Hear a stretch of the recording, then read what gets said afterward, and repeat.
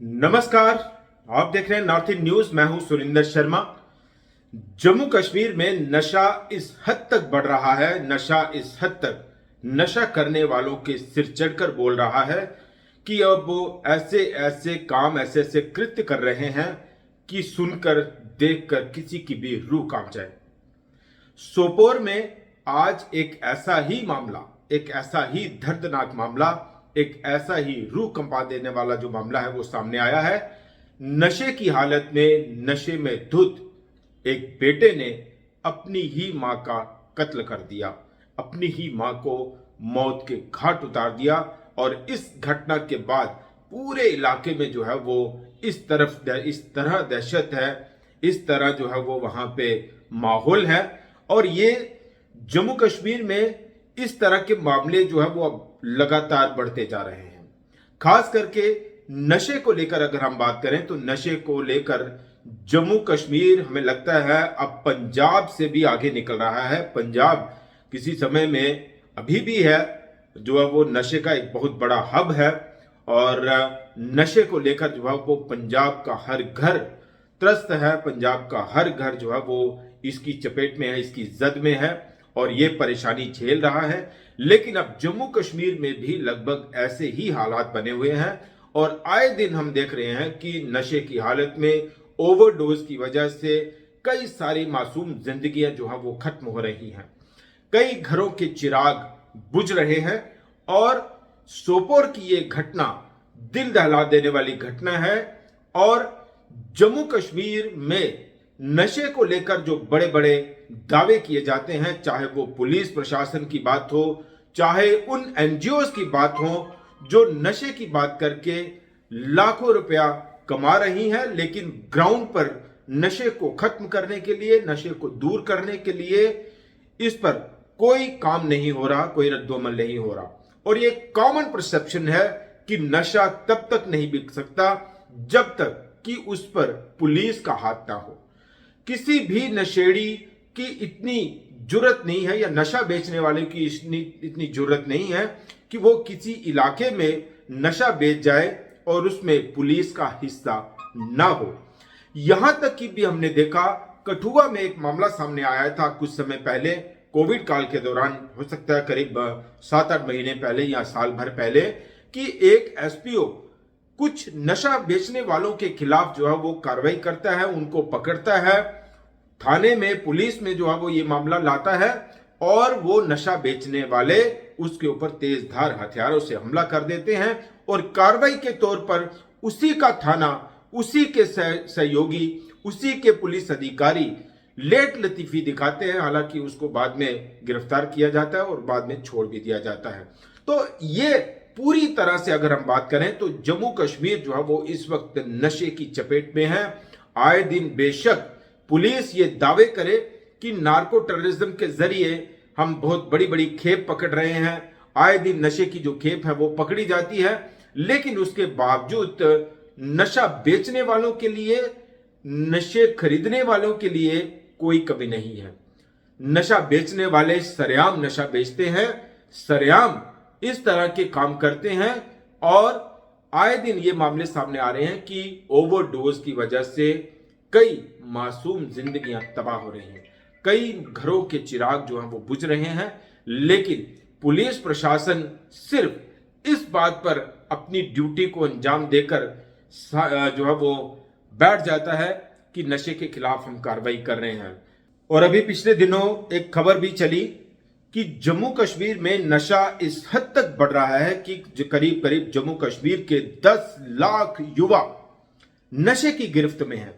और ये सरकारी आंकड़े हैं, ये हम नहीं कह रहे, ये देश की संसद में दिया गया बयान है। नेशनल कॉन्फ्रेंस के सांसद हसनैन मसूदी, उन्होंने एक प्रश्न पूछा था, एक सवाल पूछा था संसद में कि जम्मू कश्मीर में नशे को लेकर सरकार के पास क्या रिपोर्ट है। और उस रिपोर्ट में जवाब देती है सरकार कि जम्मू कश्मीर में करीब 10 लाख युवा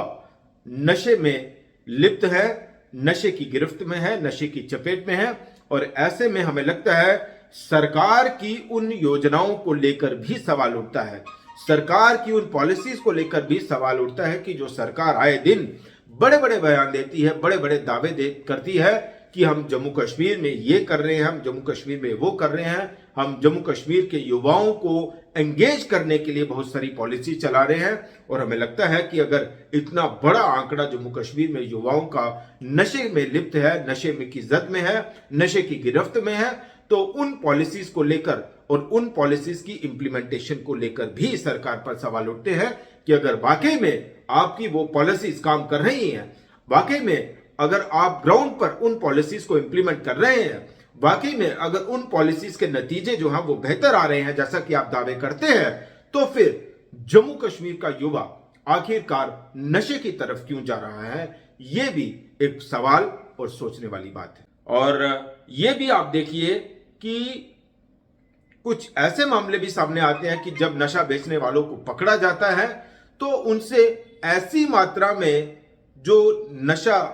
जो ड्रग्स हैं वो इतनी मात्रा में दिखाए जाते हैं कि वो लंबी चौड़ी सजा के दायरे में ना आ जाए और बड़े ग्राम्स में जो है वो उसकी जब्ती पाई जाती है। वो बताया जाता है कि इतने ग्राम जो है वो जब्त कर लिया ताकि नशा बेचने वालों को लंबी जेल ना हो जाए, उनके ऊपर बड़ी कानूनी कार्रवाई जो है वो ना हो जाए। ये मामले भी हमने देखे हैं, ऐसे मामले भी जो है वो सामने आए हैं कि बड़ी मामूली सी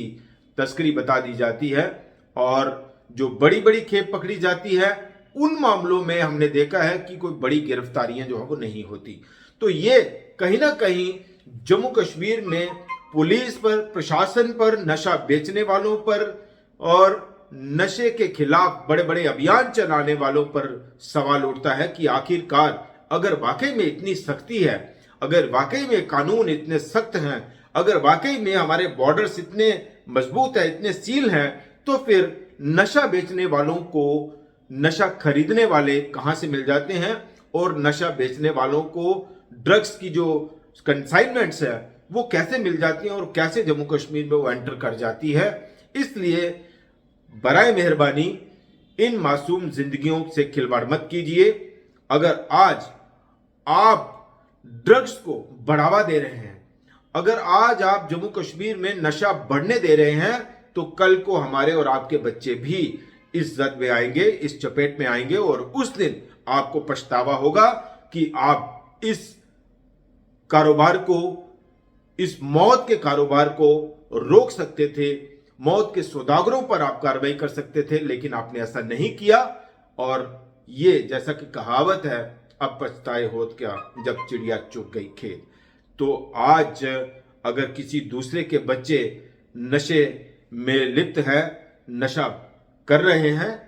और नशे बेचने वालों को जो है वो उनको तो ग्राहक चाहिए। आज अगर किसी की मौत हो गई तो कल वो नशा बेचने वाला किसी और ग्राहक के दरवाजे पर दस्तक देगा और वो दस्तक हमारे और आपके दरवाजे पर भी हो सकती है। इसलिए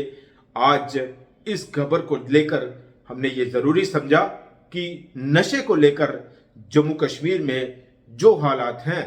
उसको लेकर एक मुहिम जो है वो चलाई जानी चाहिए और वो मुहिम सामाजिक तौर पर हो। पुलिस और प्रशासन के